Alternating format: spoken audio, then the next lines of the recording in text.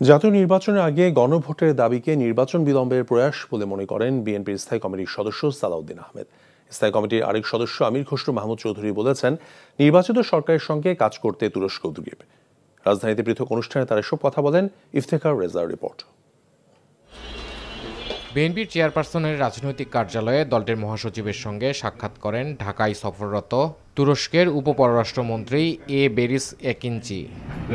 পরে বিএনপির স্থায়ী কমিটির সদস্য আমির খসরু মাহমুদ চৌধুরী জানান, তুরস্ক কেমন বাংলাদেশ দেখতে চায় সে বিষয়ে আলোচনা হয়েছে।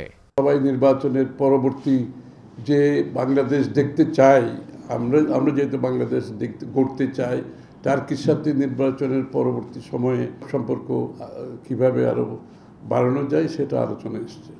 এবং নির্বাচন তো নিশ্চয়ই সবাই, টার্কিও সবার মতো অতি সত্বর নির্বাচনের মাধ্যমে নতুন সরকার আসলে নতুন সরকারের সাথে কাজ করার জন্য উদ্গ্রীব।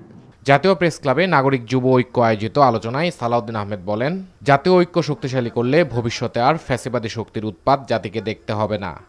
সরকার অধ্যাদেশ জারি করে অথবা আরপিওতে সংশোধনী এনে একটা গণভোট পরিচালনা করার জন্য নির্বাচন কমিশনকে ক্ষমতা প্রদান করতে পারে এবং নির্বাচন কমিশন সেই গণভোটটা করতে পারবে একই দিনে জাতীয় সংসদ নির্বাচনের দিনে।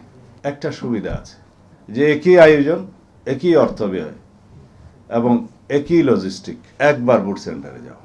অসুবিধার মধ্যে হচ্ছে আরেকটা জাতীয় সংসদ নির্বাচনের মতো বিশাল আয়োজন করে শুধুমাত্র গণভোটের জন্য দেশকে প্রস্তুত হতে হবে, সেটা হচ্ছে অসুবিধা।